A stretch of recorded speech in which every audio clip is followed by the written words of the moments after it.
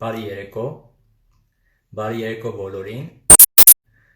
Կրկին ժամը 8-ն է եւ դա նշանակում է, որ ժամանակն է միանալու Coaf-ի Instagram-յան էջին եւ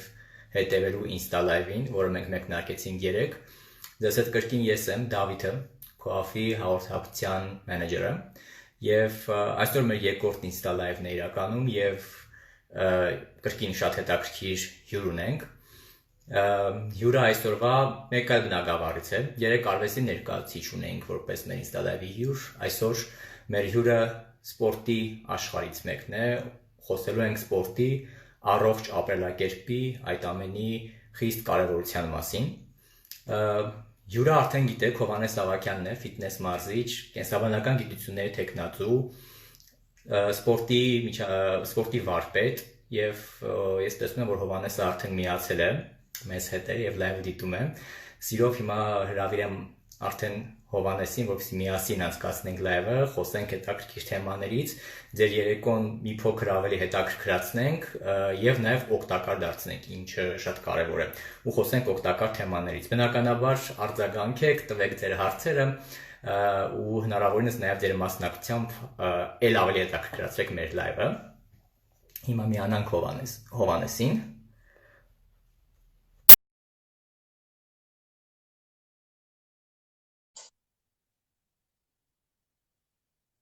Դավիթ ողջույն։ Ահա, Հովհաննեսին միացանք, երեկո Հովհաննես ջան։ Ողջույն բոլորին, այն մարդկանց ովքեր սպորտով զբաղվում են, այն մարդկանց ովքեր սպորտով չեն զբաղվում, բայց շուտով ինձ թվում է այս լայվից հետո կփորձեն ինչ-որ չափով առողջ ապրելակերպով ապրել կամ զբաղվել սպորտով։ Այո, մենք նաև պիտի այդ մոտիվացիայի այսպես չափաբաժին ապահովենք այսօր Հովհաննես, խոստացել եմ ու վստահ եմ, որ մենք խոստացել Հովհաննեսը իմ վաղեմի բարեկամներից է արդեն կարելի ասել, արդեն շուտ տարի ճանաչում ենք իրար եւ իսկապես վստահ եմ, որ շատ օգտակար խորհուրդներ կտա եւ հետաքրքիր ու օգտակար ինֆորմացիայով մեզ հետ կիսվի։ Խոսելու ենք ֆիթնեսից, սպորտից, առողջ ապրելակերպից եւ դրա կարեւորության մասին։ Հովհաննես, նախ քեզ էլ որպեսզի մի քիչ ավելի շատ ինֆորմացիա տրամադրեմ եւ մյուս նաեւ մեր հետեւողներին, ովքեր միգուցե ներք չունեն այդ տեղեկատվությունը, նշեմ, որ սպորտը ու առողջ ապրելակերպը Coaf-ի համար շատ կարևոր տեղ ունեն, տեղ են զբաղեցնում։ Պատմականորեն մեր գործունեության 16 տարիների ընթացքում առողջ ապրելակերպը եւ սպորտը մշտապես մեր ծրագրերի շրջանակներում են եղել եւ այսօր էլ շարունակվում է այդպես։ Դիցուք մենք մեր Smart կենտրոնում, որ գտնվում է Լոռու մարզում, ունենք VR fitness, մեր 18 ծրագրերից մեկը Smart քաղաքացիության հենց VR fitness-ն է, virtual fitness, virtual reality fitness ավելի ճիշտ կլինի ասել։ Իսկ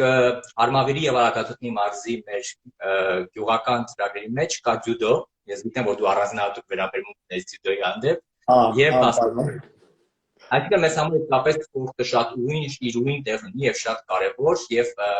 առհասարակ առողջ ապրելակերպը ինչու, որովհետեւ մեր ծրագրերում կարեւոր տեղ են զբաղեցնում նաեւ առողջապահական ծրագրերը եւ մենք խորապես հավատում ենք, որ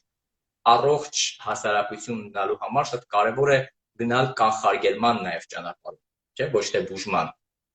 Այսինքն ապրելով առողջ ապրելակերպով մենք նաեւ կանխարգելում ենք մի շարք հիվանդություններ եւ չի հասնում այն փուլին, երբ պետք է դրանք այստեղ որ շատ կարևոր դեր է խաղում սպորտը եւ առողջ ապրելակերպը։ Կարծում եմ կիսում ես կարծիքս։ Անպայման։ Լավ, Հովհաննես ջան, իրականում ուզում եմ մի հատ հասկանանք, գանք հենց հիմքից, ինչպես ասում են, սպորտ եւ ֆիթնես։ Իրականում երկու բավականին տարբեր հասկացություններ են, գուցե ոչ բավականին, բայց տարբեր հասկացություններ են եւ որքանով ես գիտեմ, տարբեր նշանակություն ունեն։ Նախ ինչ է սպորտը, ինչ է ֆիթնեսը, որտեղ են դրանք հատվում իրար հետ խաչվում, որտեղ են նման, որտեղ են տարբեր, ով է սպորտով զբաղվող մարդը, մարզիկը, եւ ով է ֆիթնեսով զբաղվող մարդը։ Խնդրեմ։ Ուրեմն ինչքանով որ ֆիթնեսն ու սպորտը միմյանց նման են, այնքանով էլ միմյանցից բավականին տարբեր են։ Թվարկեմ թե ինչու են տարբեր։ Նախ եւ առաջ սպորտսմենը փչացնում է իր առողջությունը, իսկ ֆիթնեսով զբաղվող փորձում է պահպանել իր առողջությունը։ Այսինքն սպորտ ֆիթնեսի էքստրիմը համարվում է սպորտը, այնտեղ որտեղ որ վերջանում է ֆիթնեսը, կարելի ասել այսպես, սկսում է սպորտը։ Այսինքն մարդիկ, ովքեր որ ասում են, որ մենք զբաղվում ենք սպորտով, որպեսզի առողջ լինենք, իրականում մի փոքր շփոթում են, որովհետև նրանք զբաղվում են իրականում ֆիզկուլտուրայով, որը որ հենց ֆիթնեսն է, որը ենթադրում է պահպանել մարդու առողջությունը կամ ինչ վնասված առողջությունը ֆիզկուլտուրայի եւ ֆիզիկական վարժությունների շնորհիվ փորձել վերականգնել։ Ֆիթնեսը հենց ենթադրում է առողջ ապրելակերպ, որովհետև ֆիթնեսի ընթացքում մենք բարձրացնում ենք մեր մկանների տոնուսը, հետևաբար երբ որ բարձրանում է մեր մկանների տոնուսը, նաև մեր հորմոնալ ֆոնն է փոխվում, այստեղ կարող է լինել բժիշկներ, կարող են լինել պարզապես սովորական մարդիկ, ովքեր որ պատկերացում չունեն ֆիթնեսի, առողջ ապրելակերպի եւ կարելի է համարել նաև սպորտի առավելությունների եւ կարեւորությունների մասին։ Նշենք, որ նրա հենց գլխավոր կարևորությունը, որ բարձրացնում է մկանային տոնուսը ապահովելով բարձր հորմոնալ ֆոն։ Իսկ այդպես բարձրանում է ձեր ինքնազգացողությունը, տրամադրությունը ամբողջ օրվա համար եւ դուք հասկանում եք, որ կա մի բան, որը կարող է փոխել ձեր կյանքը դեպի ավելի լավը։ Գիտես Հովանես, շատ հետաքրքիր եւ մի քիչ միգուցե ինտրիգային եւ վտանգավոր արեցինք, որտեղ փչացնում է առողջությունը, այնպես չլինի, որ մենք հիմա կասենք սպորտով մի զբաղվեք, մի փոքր բացի է, ինչ նկատենք, միգուցե մի քիչ ավելի խիստ է ասված այդ։ Ինչպես նշեցի, որտեղ որ վերջանում է ֆիթնեսը, այսինքն ֆիզկուլտուրան, այնտեղ եւ սկսվում է սպորտը, այսինքն այն էքստրեմալ քաշերը, որոնք որ անում են սպորտսմենները, ինչ հաջողությունների, մեդալների եւ երկրի դրոշը բարձրացնելու համար, ապա նույնը խորհուրդ չի տրվում ֆիթնեսով զբաղվող մարդկանց, շատ ժամանակ մարզասրահներում տեսնում ենք, որ վերցնում են այնպիսի քաշեր, որոնք նրանց ուժի սահմաններից բարձր են եւ այդպես փորձում են զարմացնել կողքիններին։ Ես մի անգամ մի մարզասրահում էի դրսում, որտեղ հենց առաջին կանոնը մարզասրահի գրած էր, որ մի փորձեք ձեր արած քաշերով զարմացնել մյուսներին։ Դա հենց ֆիթնեսն է։ Երբ որ դու անում ես մի բան, պահպանելով քո հոդերը, պահպանելով քո առողջությունը, պարզապես բարձրացնելով քո մկանային տոնուսն ու ինքնազգացողությունը։ Իսկ սպորտը արդեն ենթադրում է որոշակի էքստրեմալ վարժություններ, որոնք որ նպատակ են հետապնդում, որպեսզի դու կարողանաս անցնել մի քայլ ավել քո հակառակորդից։ Շատ լավ։ Ես մի փոքր կարդում էի նախքան լայվը մի քիչ պատրաստում էի եւ փոքր ակնարկով եմ ուզում կիսվեմ մեր հետևորդների հետ, գուցե նաեւ քեզ հետ, եթե քեզ համար նորություն լինի։ Պարզվում է ֆիթնեսը անգլերեն իմացողները գիտեն, արմատը ֆիթ բառն է եւ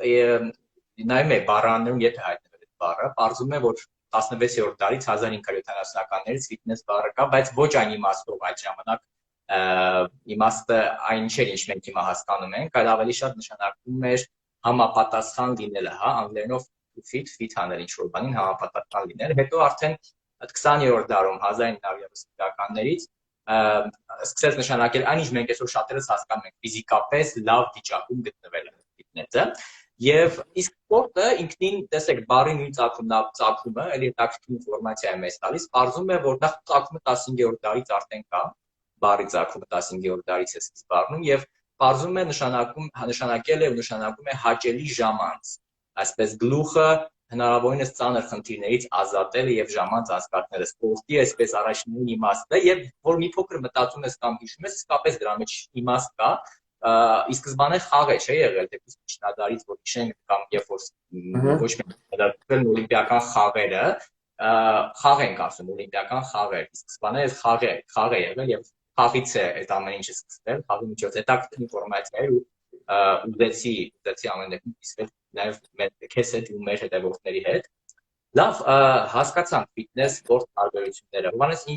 ինչու ֆիթնեսը այսքան տրենդային դարձավ։ Հենց հիմա տրենդային բառը ինքնին տրենդային է։ Ինչու ֆիթնեսը դարձավ տրենդային, ինչու է այսօր սոցիալական ցանցերում գովազդների զգալի մասը ֆիթնեսից, առողջ սննդից, ինչու ենք մենք անընդհատ տեսնում բացվող մարզասրահներ եւ մարդիկ ավելի շատ ու շատ են հետաքրքրում հենց ֆիթնեսով։ Դա արդյոք դա նոր ինդուստրիա է, թե ինչու՞մն է բացատրությունը դրա, որ շատ տրենդային է դարձել ֆիթնեսը հիմա։ Մի քիչ հեռվից սկսեմ, հետաքրքիր բան ասացիր, որ ֆիթնեսը ավելի իր մասին բացատրություններ 20-րդ դարից սկսած տրվեցին, ասենց ուղիղ համատականներ եմ հասկացնում, ինչի 20-րդ դարից ու միգուցե առաջին մեքենան, երբ որ Հենրի Ֆորդի կողմից 1907 թվականին ստեղծվեց, ինձ թվում է հենց այդ ժամանակից մարդիկ սկսեցին ավելի քիչ շարժվել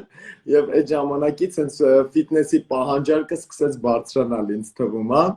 որովհետեւ իրականում ֆիթնեսի պահանջարկը սկսում է բարձրանալ այն ժամանակ, այն երկրներում, որտեղ շարժունությունը հասնում է մինիմալի։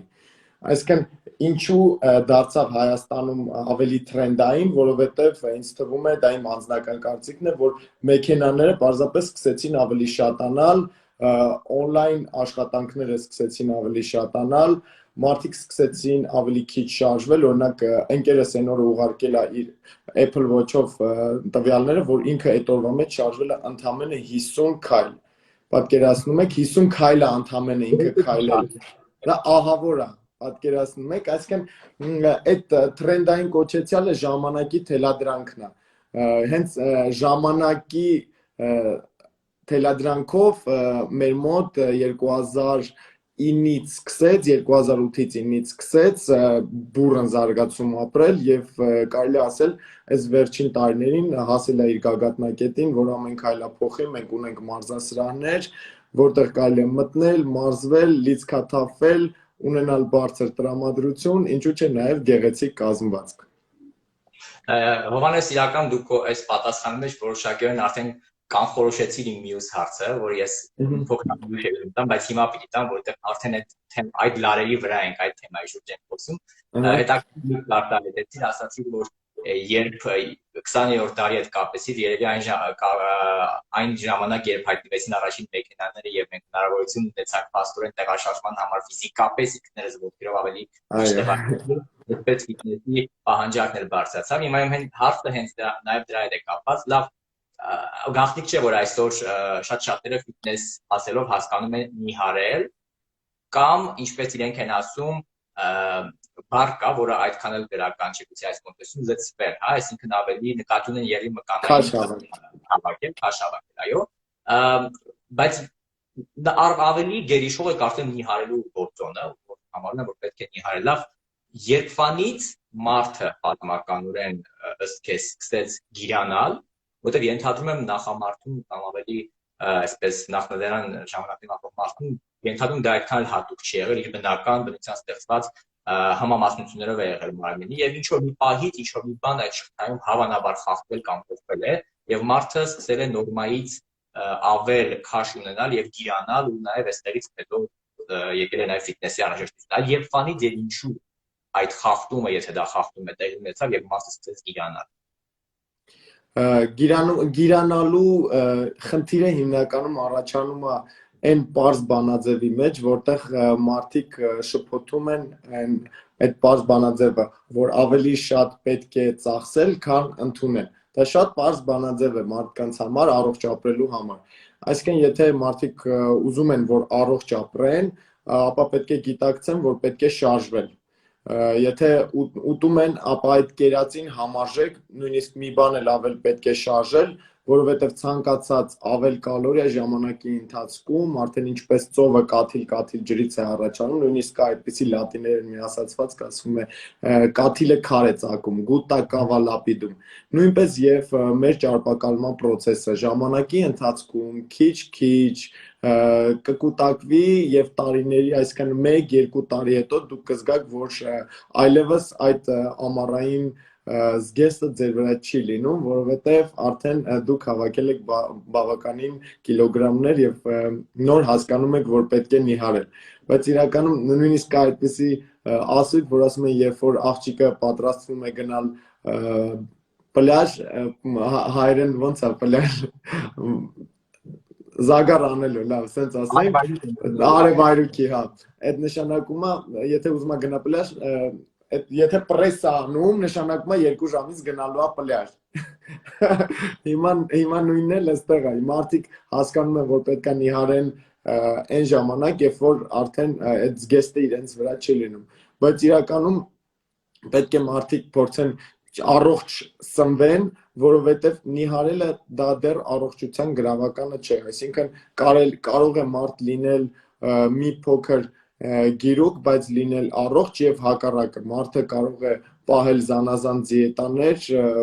որոնք ավելի շատ մոնոդիետաներ են, որոնք ավելի շատ առողջությանը վնաս են պատճառում, նիհարեն, բայց այդպես էլ չունենան առողջություն, վնասեն առողջությունը, այսպես ասած։ Իսկ Իվետերի դոկումենտ նյուս հարցը, լավ, որն է այդ դեպքում, որպես կենսաբան նաև արդեն շնչիր, որն է այդ դեպքում իսկապես առողջ համարվող կազմվածքը։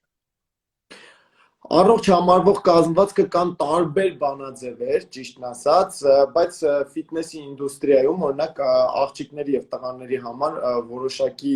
սահմաններ, բանաձևեր կան, որով որ առաջնորդվում են մարդիկ ֆիթնեսի մրցույթին մասնակցելու համար։ Ֆիթնեսի մրցույթը ի դեպ նշեմ, որ ինքը հենց այնքանով կապ ունի առողջ ապրելակերպի հետ, որ այնտեղ մեծ մկաններ, տարբերվող մկաններ, խորություններ, այդպիսի բաներ չկան։ Այսինքն կարելի է առանց հորմոնալ պրեպարատների, առանց հավելանյութերի պարզապես ձեռք բերել գեղեցիկ կազմվածք եւ մասնակցել այդ մրցույթին։ Կանոնները հետեւյալն են. տղաների համար հասակից հանում են 100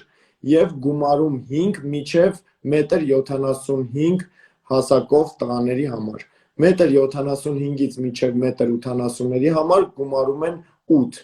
իսկ 1.80-ներից բարձրերի համար գումարում են 10։ Այսինքն հասակից հանում են 100, գումարում 10։ Իսկ ինչ վերաբերվում է աղջիկներին, աղջիկների համար հանում են 100, մինչև 1.65-երի համար հանում են 100, հանում 5, 1.65-ից մինչև 75-երի համար հանում են պարզապես 100, իսկ 1.75-ից բարձրերի համար հանում են 100, գումարում 5։ Այսինքն դա համարվում է այն քաշը, որի ժամանակ սպորտսմենը կլինի, ատլետը կլինի կամ այդ մասնակիցը կլինի, ունի բավարար քանակությամբ մկաններ ձգության, գեղեցիկ եւ սիրուն կեցվածքի համար։ Լավ, Հովհաննես, տես մարմինը, կառուցվածքը, այդ ամեն ինչը բնական է, բնություն է, ֆիզիոլոգիա է, որը մեզնից անկախ չէ, այսօր մենք կարող ենք դրա վրա ազդել, բայց ամեն ոքի բնության տրվածն է, եւ մի բան, որը բնության տրվածը չէ եւ մարդու ստեղծածն է, դա մշակույթն է։ Ամեն ինչ մարդը ստեղծել է ինքնին մշակույթ է, սկսած նորմերից, կանոններից, օրենքներից, մինչեւ ամենաշոշափելի մշակութային առարկաները, գործերը, այսինքն շատ լայն հասկացություն է, միայն երկ, երաժշտություն, նկար, կտավ նկատի չունենք մշակույթ հասելով, ապրելակերպը, քաղաքակրթությունը, այն ամեն ինչ մարդը ինքն է ստեղծել։ Հիմա մեկը մարդու ստեղծածն է մշակույթը եւ մյուսը բնության տվածն է, մարմինը, ֆիզիոլոգիան, կառուցվածքը, մկանային զանգված այդ ամենը։ Բայց փաստ է, որ մշակույթը, մարդու ստեղծածը ինքնին նաեւ ազդում է ոչ մարդու ստեղծածի, բնության տրվածի վրա։ Ինչ կապ կա ըստ քեզ յուրաքանչյուր հասարակությունում առկա մշակույթի, տվյալ հասարակության մշակույթի եւ այդ հասարակությունում առողջ ապրելակերպի, այսպես տարածվածության մակարդակի կամ առողջ ապրելակերպի ջատագովը լինելու հետ։ Արդյոք կա այդ կապը մշակութային թե ոչ, մշակույթները հասարակությունների ազդեցություն ունեն դրա վրա։ Միանշանակ, եթե վերցնենք դիցուկ հայկական մենթալիտետը եւ հայկական մշակույթը, մենք գիտենք, որ մենք խոզի միս սիրող ենք։ Հենց այս օրինակի վրա բերեմ օրինակը, խոզի միսը ինքը հարուստ է մեծ քանակությամբ վատ որակի ճարպերով եւ աղքատ սպիտակուցներով։ Վերցնենք եւ ուղիղ համեմատություն անցկացնենք օրինակ իտալացիների հետ։ Իտալացիները ավելի շատ սիրում են ծովամթերք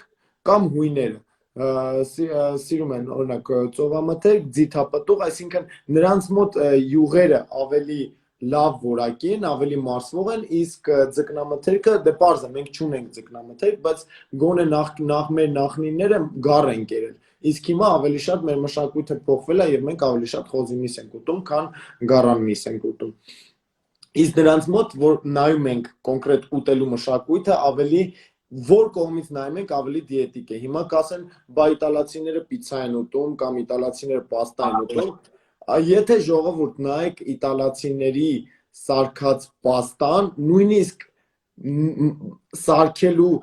մշակույթը մեր եւ նրանց տարբերվում է, այսինքն եթե նրանք սարքում են սովորական սպագետին որպես վերցնում են, ընտրում են ամբողջական հատիկից, այսինքն ինտեգրալ է տեսակի սպագետին են ընտրում եւ նրանք սարքում են al dente տեսակի, այսինքն al dente նշանակում է 7-8 րոպե եփած եւ ոչ ավել։ Ինչ որ չափով այդ սպագետին համարվում է հում եւ մեր օրգանիզմը մեծ քանակությամբ էներգիա է ծախսում, որպեսզի այդ պաստան մարսի եւ ավելի շատ կարելի է համարել կալորիա է ծախսում, որ մարսի, քան իրականում այդ պաստայի մեջ կա եւ սարքում են ձիթապտղի ձեթով։ Իսկ ինչ են անում մերոնք սարքում են հիմնականում կարագով, էփում են 20 րոպե նույնիսկ ավելին այդ նույն պաստան եւ ոչ թե ծորենի ամբողջական հատիկից վերցրած պաստան են օգտագործում, այլ սովորական բարձր կարգի առաջին կարգի ծորենի պաստա։ Պատկերացնում եք տարբերությունները։ Նույն սպագետին կարող է լինել մինչև 500-600 կալորիա եւ նույն սպագետին նույն յուղով սարքած կարող է մինչև 2000 կալորիա։ Տարբերությունները, այսինքն 4 անգամ ավելի բարձր է։ Դա հենց գալիս է մեր եւ նրանց մշակույթների տարբերություններից։ Մենք օրինակ սովոր չենք առավոտյան լավ նախաճաշ անել, ցերեկը ուտել միջին չափի, երեկոյան ավելի քիչ, իսկ կան ազգեր, որոնց մշակույթը հենց մեր մշակույթներից տարբերվում է նրանով, որ նրանց մոտ օրինակ հակառակն է, առավոտյան շատ լավ նախաճաշ են անում, ցերեկը ուտում են քիչ, երեկոյան ավելի քիչ, իսկ մեր մոտ կարելի է ասել առավոտյան չենք ուտում, ցերեկը ինչ որ թեթև բան, երեկոյան որքան հնարավոր է շատ։ Որտեղ է սա ամենալավ օրինակներ մշակույթների տարբերության, որ գիրանալու առողջ ապրելակերպի հետ կապված խնդիրների պատճառ է դառնում։ Ես հետաքրքիր է խոսեցինք ուտելու կուլտուրայից, մշակույթից, այն սննդամթերքից, որը տարբեր մշակույթներում ընդունված է, տարբեր հասարակություններում ընդունել եւ հիշեցի, որ մի քիչ ավելի վաղ կարդացած հարցերից մեկը մեր հետևորդներից մեկի, ով հարցնում էր, որ նիհարելու ընթացքում, այսինքն հավանաբար նպատակն է նիհարելու հատուկ ծննդակարգի հետևում, օրական քանի հատ լավաշ կարելի է օգտագործել։ Օրինակ հիշեցի ճապոնացիների ու չինացիների մշակույթը ու իրանց սննդամթերքները կամ հենց թայլանդացիների սննդամթերքները, ու որ sense նայում եմ, համեմատում եմ, իրանց մոտ ամեն ինչ ունի ցածր գլիկեմիկ ինդեքս, այսինքն գիրացնող չէ։ Գլիկեմիկ ինդեքսը խնդրում եմ։ Գլիկեմիկ ինդեքսը դա ուրեմն ինսուլինի զգայունության մակարդակն է, որքան որ բարձր է սննդամթերքի գլիկեմիկ ինդեքսը, այնքան ինսուլինը ավելի զգայուն է, բարձրանում է ինսուլինի մակարդակը արյան մեջ, որն էլ հենց գիրանալու ամենագլխավոր գրավականն է։ Այսինքն եթե դուք ուզում եք նիհարեք կամ ուզում եք պահպանեք ձեր քաշը, նույնիսկ եթե ուզում եք քաշ ավելացնեք, դա նույնպես հորմոնալ ֆոնը խախտվում է իհարկե ինսուլինի ավելացման հետ կապված, ապա փորձեք ժամը 6-ից 7-ից հետո այդ պարզ ածխաջրատները, որոնք որ հիմնականում քիմքին քաղցր են, այդպիսի ածխաջրատները բացառել, որ ինսուլինի մակարդակը չբարձրանա եւ գիրացման ավելորդ պատճառ չհանդիսանա։ Լավ, իսկ լավաշ առընտրակ օգտագործել թե ոչ եւ ինչքան։ Հայկական հարցերը սիրում ենք, համեղ է ինչ խոսք։ Ամեն ոչ օգտակար բան կարելի է ասել համեղ է, օրինակ պարզ է, ավելի համեղ է տոլման, խոսքի օրինակ, քան ասենք խաշացավի դոշն ու մառոլը, պարզ է, բայց միշտ չէ, որ համեղ բաները օգտակար են։ Եվ ինչ վերաբերվում է լավաշին,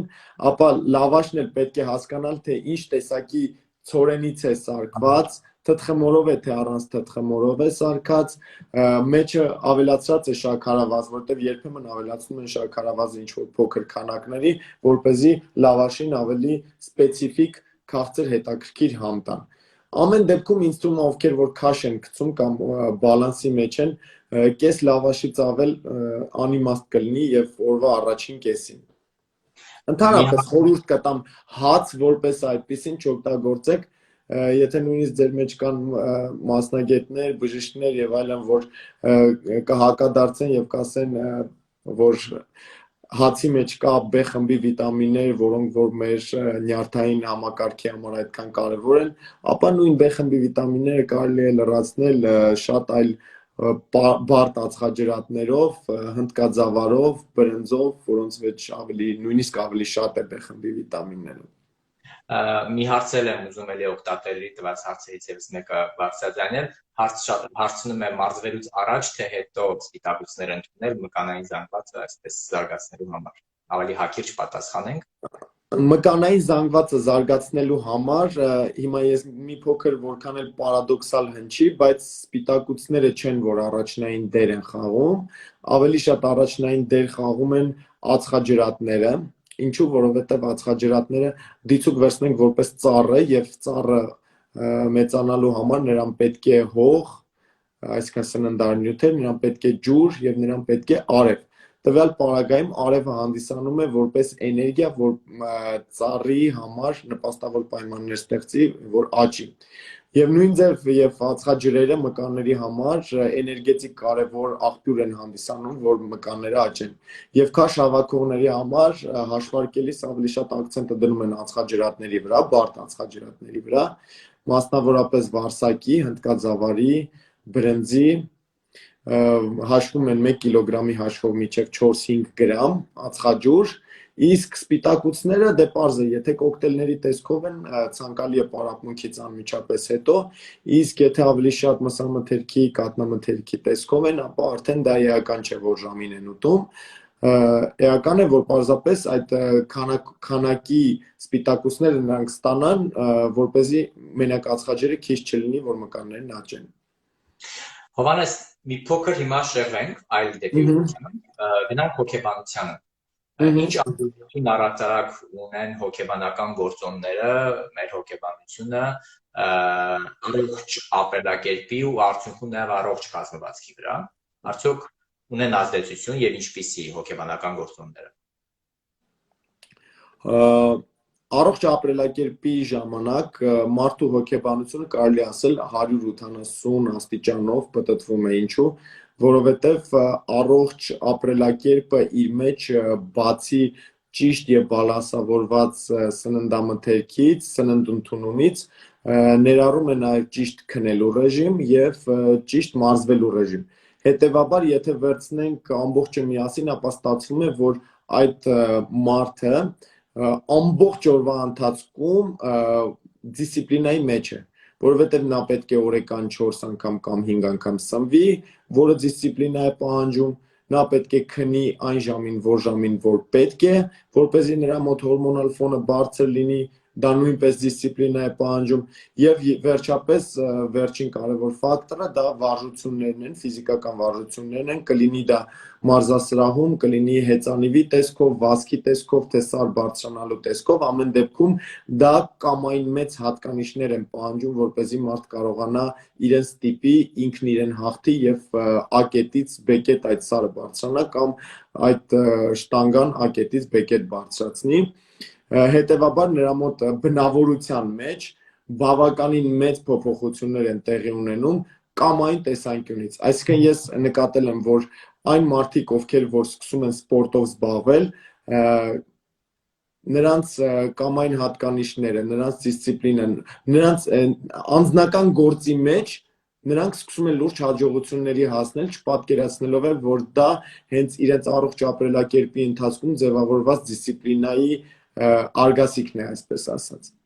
Այսինքն հետաքրքիր հետևություն է, որ առողջ ապրելակերպին տանող անհրաժեշտ քայլերը, բացի առողջ կազմվածքին եւ ապրելակերպին բերելու, վերջո առողջ կենսակերպին բերելու, նաեւ բերում են մեզ մոտ որոշակի մեր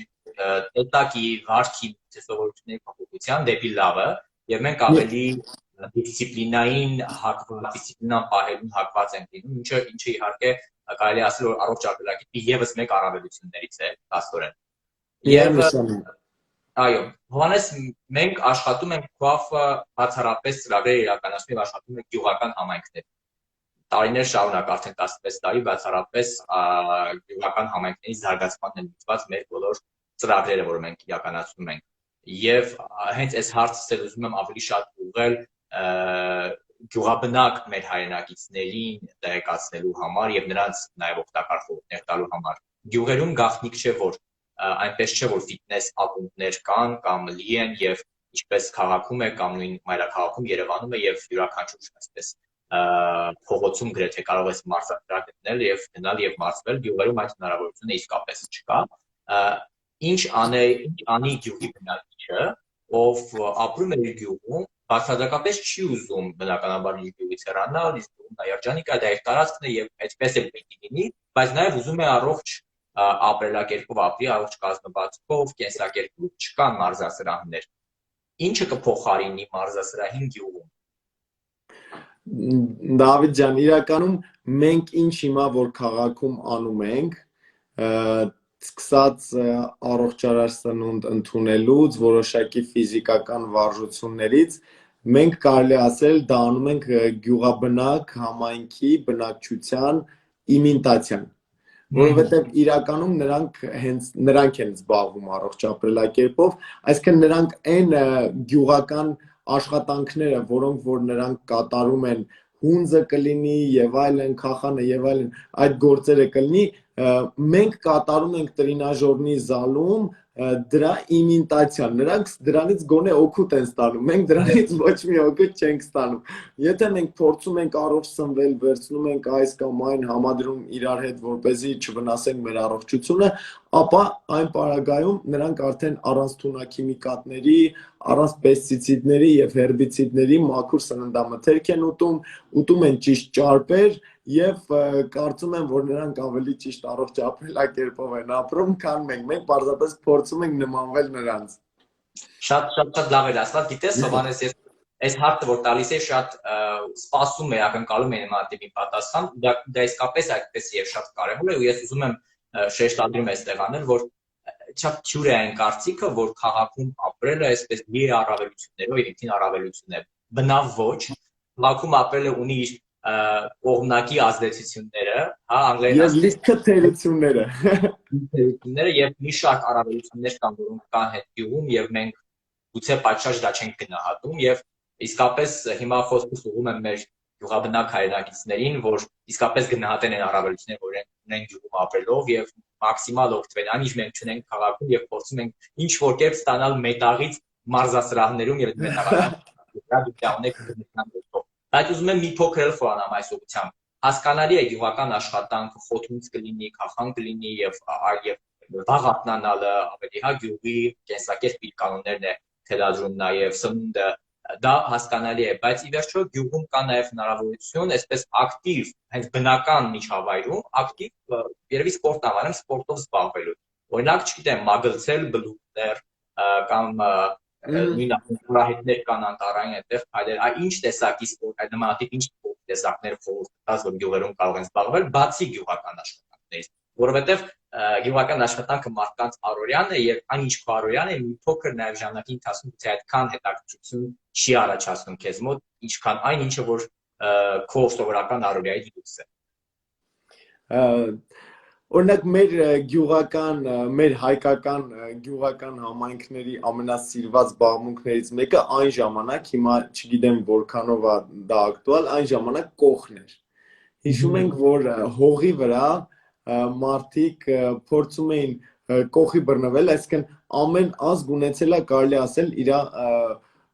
ըմբշամարտի տեսակը։ Օրինակ հույները հռոմեացիները ունեցել են հունական կամ հռոմեական կամ հունա-հռոմեական ըմբշամարտը։ Ճապոնացիներն ունեցել են իրենց ըմբշամարտի տեսակը ձյուդո տեսակով։ Հայերն էլ պարզվում է ունեցել են իրենց տեսակը ձյուդոյի, որը կոչվել է կող։ Այսինքն այն մարդը, ով կկարողանա դիմացինին այնպես գցել, որ նա մեջքի վրա, այո, մեջքի վրա ընկնի, ուրեմն համարվում է հաղթող։ Հիմա չգիտեմ որքանով է կողը ընդունված, որքանով են մարդիկ, բայց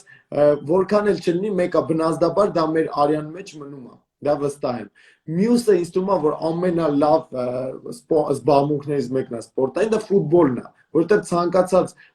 գյուղական համայնքում, եթե ոչ կոնկրետ այդ գյուղում, բայց մոտ գյուղում անպայման կա ֆուտբոլի դաշտ, որտեղ որ հիմնականում երիտասարդությունը հավաքվում է, որովհետև գնդակ օրինակ հեշտ է գտնել եւ գնդակով խաղալ, բայց տրինաժորնի զալ, տրինաժորներ, մարզասարքեր ձեռք բերել, տեղադրել եւ վերջապես մեկը որ կբացատրի դրանցով մարզվել, դա մի փոքր ավելի բարդ է։ Եվ երկրորդը արդեն գալիս է ֆուտբոլը, վոլեյբոլը, որը կոնկրետ ակտուալ է եւ երբ հնարավորություն են ձեռնվում, որ ես ինչ-որ միտեղ գյուղական համայնքում հայտնվեմ, դա ինձ թվում է առաջին զբաղմունքն է լինում մեր։ Ու վերջապես դա էլ ինչ-որ ձեր սպորտային զբաղմունք կհամարեմ, երբ որ չէ, մարդիկ բարձրանում են ծառերից, ինչ-որ բաներ են քաղում, չէ, դա շատ բարդ իրականում կարելի ասել սպորտային, որտեղ այնտեղ պահանջվում է ստաբիլիզացիա, պահանջվում է կոորդինացիա, մկանային համակարգ, ամբողջ մկանային, որպեսզի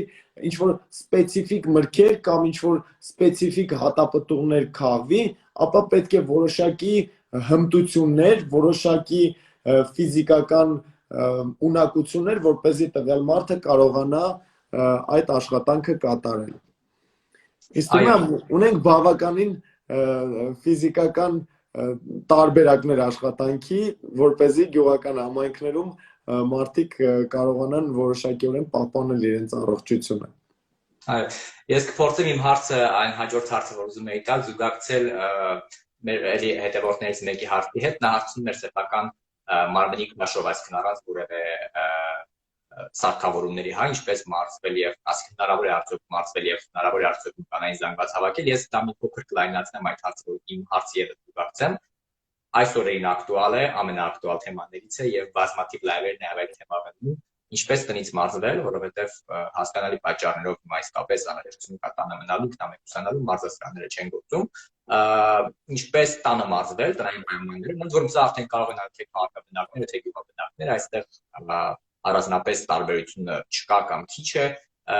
եւ տնային պայմաններում նաեւ սեփական քաշով մարզել։ Եթե կլինեն ինչ-որ հարցեր, որ մենք չենք հասցնի պատասխանենք,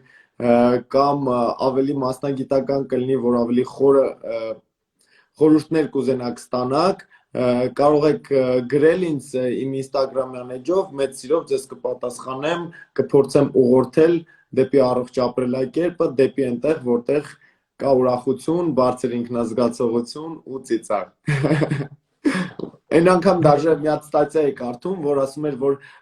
ֆիզիկական ծիծաղը, որ ասացի, այդ հիշեցի, որ ֆիզիկական ծանրաբեռնվածության ժամանակ արտադրվում է այնքան քանակությամբ էնդորֆին, որքան որ արտադրվում է 20 րոպե ծիծաղալու ընթացքում։ Հիմա դուք որոշեք 20 րոպե ծիծաղել, թե մարզվել։ Բայց ամենայնիվ չես կարող խուսափել իմ հարցից, տնային պայմաններում ինչպես մարզվել։ Տնային պայմաններում ինչ վերաբերում է անձնական քաշին, հա, իդեպ պետք են ինչ-որ ամեն դեպքում ինչ-որ բաներ պետք են, որ ձեր անձնական քաշը կարողանաք բարձրացնել։ Այսինքն պետք է տուրնիկ կոչեցյալը, որպեսզի կարողանաք դուք ձեր քաշը բարձրացնել եւ մկանային տոնուս ապավել, իհարկե եթե ունեք քաշ ավելացնելու խնդիր։ Իսկ եթե չունեք քաշ ավելացնելու խնդիր, պարզապես ուզում եք լինել առողջ, պահպանել քաշը կամ պարզապես նվազեցնել քաշը, ապա կան բազմաթիվ վարժություններ, օրինակ կքանիստը, օրինակ պատին հենված ստատիկ վարժությունը, պատկերացրեք մեջքով պատին հենված 90 աստիճան ոտքերը, կարելի ասել պատկերացրեք նստարանին նստած, բայց նստարան չկա, պարզապես մեջքով հենված եք պատին։ Այդպիսի վարժությունները ջրի շշով, երկու ջրի շշերը բռնած, կես լիտրանոց, դեպի կողք բարձրացնելով, դեպի առաջ բարձրացնելով, սովորական պրեսները վերջում որ կարելի անել, եթե ապրում եք բնակարանում, ապա կարելի է բարձրանալ աստիճանները իջնել, որը որ ամենա բարձր օգտակար գործողություն ունեցող, գործողության գործակցություն ունեցող կարդիո վարժությունն է համարվում, որտեղ դուք բարձրանում եք դեպի վերև եւ ձեր մոտ սրտի աշխատանքը բարձրանում է, ճարպերի այրման process-ն ուժեղանում է, ծնկի եւ կոնքազդրային հոդի ջլերը, կապանները պնդանում են, այսինքն տեսեք ինչքան վարժություններ կա, որ կարելի է տան պայմաններում անել եւ այդպես պահել մկանային տոնուսը եւ ստեղծել բարձր ինքնազգացողություն ձեր համար։ Մի հարց էլ թվային տեխնոլոգիաներին եմ ուզում տալ։ Մենք հիմա Բայց թողնենք թվային տեխնոլոգիաներին անդրադառնալու առիթը, որտեղ ինքներս հենց հիմա թվային տեխնոլոգիաները օգտագործում, որ այս կարևոր դեր մեր հետևողությունը եւ առասարակ այս հաճելի զրույցը հետաքրքիր։ թվային տեխնոլոգիաները օգնում են ի վերջո նաև մարզման process-ին, առողջ ապրելակերպին, թե խանգարում են։ Թվային տեխնոլոգիաները, եթե ի նկատի ունես Դավիթ ջան, on-line մարզումները միանշանակ օգնում են։ Այսինքն նույն սննդակարգը մարդուն ուղարկես on-line թե գրես տաս, մեկը պահողը պահելու է, չպահողը չի պահելու։ Կան չէ այդպիսի դիետաներ, օրինակ Ձյուկանի դիետա, Ալա Պուգաչովայի դիետա, չգիտեմ, մյուսի դիետա։ Մարդիկ ամեն դեպքում կարդում են ու ամեն դեպքում անում են ճիշտ թե սխալ, վնասում են իրենց առողջությունը, թե չեն վնասում, ամեն դեպքում 10-ից 1-ը հասնում է արդյունքի։ Այսինքն YouTube-յան ալիքները, on-line մարզիչները, ովքեր on-line պարապմունքներ են մշակում, գրաֆիկ են մշակում կամ անհատական սննդակարգեր են մշակում, ամեն դեպքում օգնում են նրանց, ովքեր որ փորձում են անել։ Կոնկրետ առողջությունը դրած մի կողմ, այսինքն ինչ մակարդակի է մշակված մարզումային պլանը կամ անհատական սննդակարգը, դա մի կողմ, բայց որ թվային տեխնոլոգիաները օգնում են, որպեսզի մարդիկ ավելի շատ ինֆորմացիա ստանան առողջ ապրելակերպի վերաբերյալ եւ որոշները նաեւ զբաղվեն առողջ ապրելակերպով,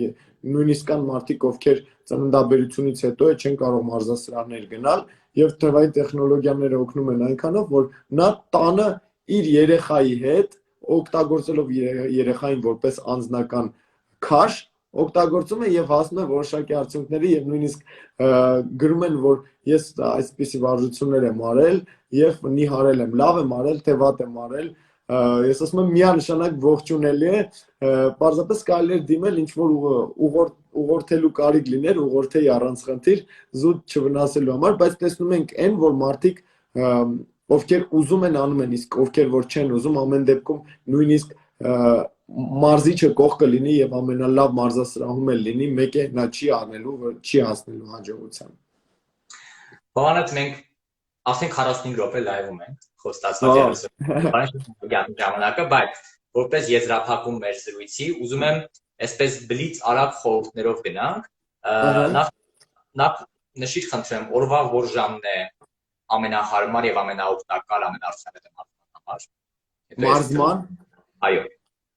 Մարզման համար ինձ թվում է ամենալավ ժամը, եթե կարդիո վարժություններին է վերաբերվում, այսինքն ակտիվ տեսակի, այսինքն վազք կլինի, մագլցել կլինի, հեծանիվ կլինի, լող կլինի եւ այլն, կարելի է դրանք իրականացնել մինչև ժամը 10, այսինքն մինչև աշխատանքային մարդիկ, ովքեր որ աշխատում են։ Իսկ եթե ավելի շատ ուժային վարժություններին է վերաբերվում, ապա միանշանակ աշխատանքից հետո, որպեսզի դուք 2-3 անգամ սնված եք, արդեն ձեր օրգանիզմում արյան մեջ կա մեծ քանակությամբ շաքար, որպեսզի դուք պարապմունքի ընթացքում օգտագործեք եւ ձեր ճնշումը չընկնի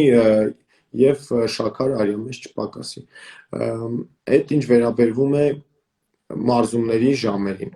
Երկրորդ հարց։ Այո։ Խորհուրդ տուր, այսպես ես պայմանական թիվ եմ ընտրել 3 հատ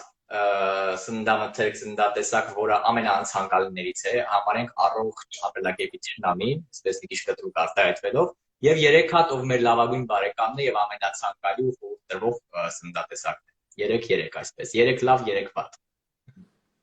Իմ ամենաչսիրելի եւ մյուսների կողմից ամենաշատ օգտագործվող բաներն եմ ասում։ Վատի համար։ Միանշանակ, որ իմ մարզվողները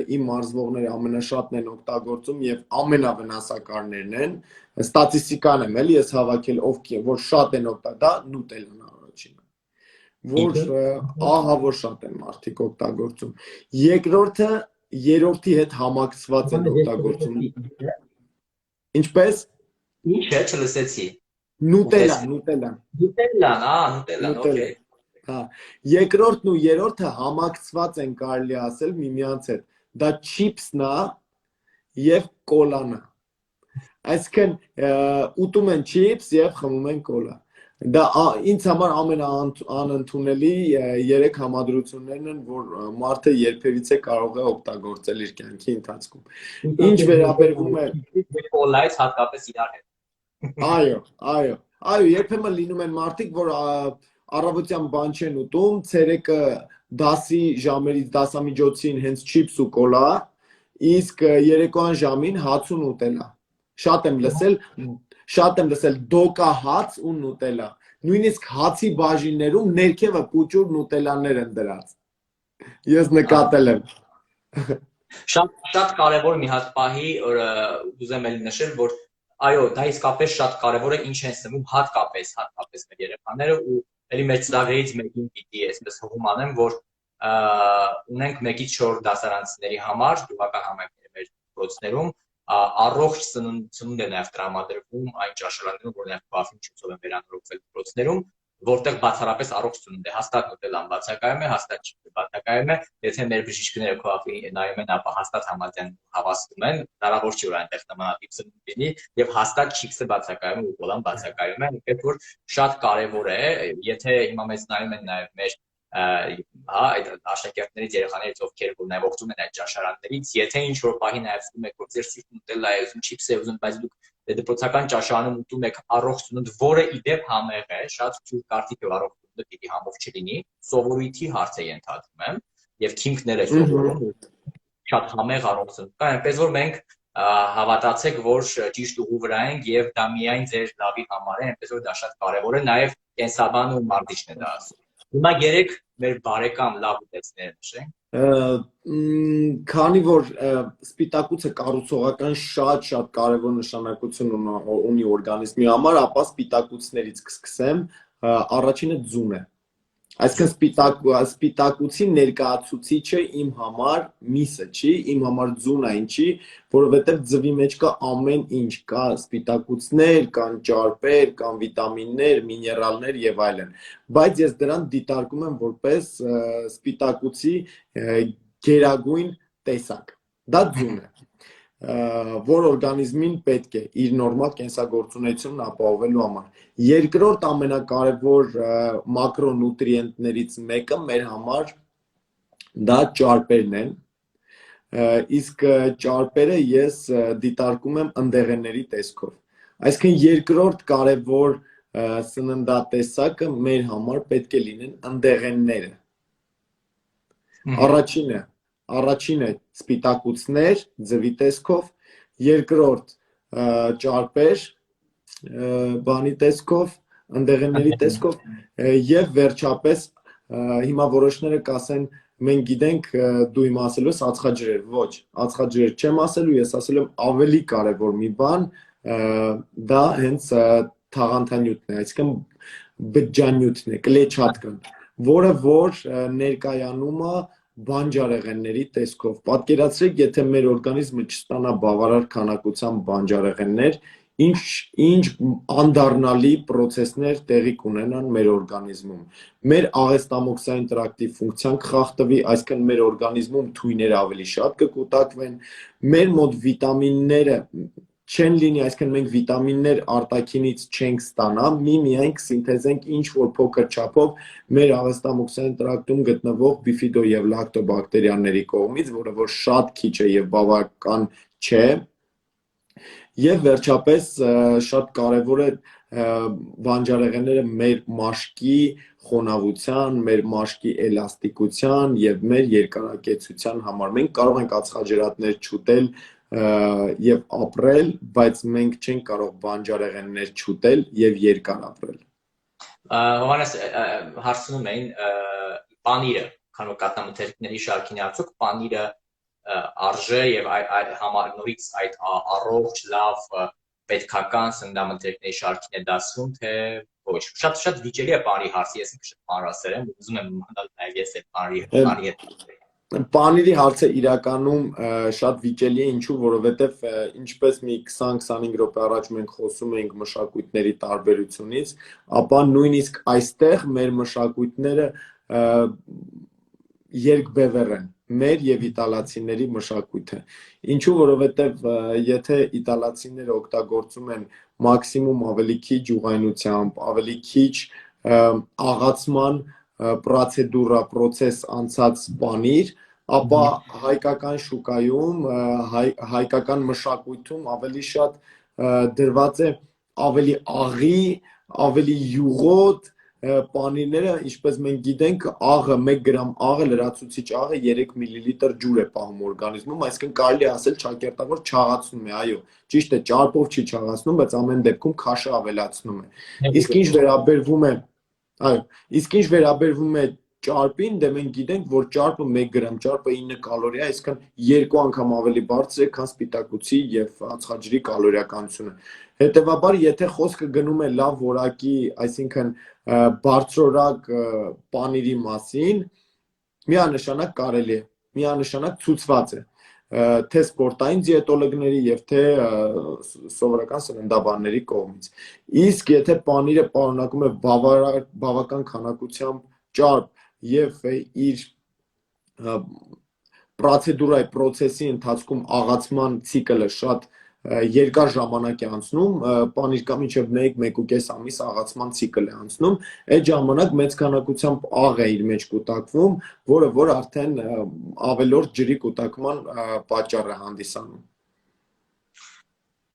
Հովանես 52 րոպե առողջ զրույց, 52 րոպե հետաքրքիր զրույց առողջության, առողջ ապրակետի մասին։ Շատ շնորհակալ եմ։ Շնորհակալ եմ որ ինքնեցի վերաբերել եւ մասնակցեցի Պանվի Insta Live-ին ու դրանով էլ այդ երեկոն էլ ավելի հետաքրքիր եւ օգտակար դարձրեցի շատ էիս համար, ովքեր հետեւում են live-ին, ովքեր դեռ live-ից հետո դիտեն տեսանյութը եւ ուտամ կհետեւեն խորհուրդներին։ Ի վերջո առողջ ապրելակերպը մի բան է, որ յուրաքանչյուրիս անհրաժեշտ է, հույժ անհրաժեշտ է, որովհետեւ մենք կանխարգելենք հիվանդությունները կամ գոնե դրանց թիվը կչացնենք եւ ավելի քիչ դեպքերում կամ գոնե ավելի ուշ հասնենք բուժման փուլին։ Ի վերջո առողջությունը, առողջապահությունը, բժշկությունը միայն բուժումը չէ, այլ մասնավորապես ու գլխավորապես նաեւ կանխարգելումն է, ինչին 21-րդ դարի բժշկությունը նաեւ գնում է կանխարգելիչ գործողությունների, իսկ դա առողջ ապրելակերպի մարմինների եւ մի շարք այլ կոմպլեքս գործողությունների արդյունքում է ստացվում։ Շնորհակալություն շատ Հովհաննես ջան, քեզ երեկո եմ մաղթում, խաղաղ երեկո, լավ եղիր եւ դեռ կհանդիպենք։ Քեզ նույնպես։ Շնորհակալություն բոլորին։ Տեսություն։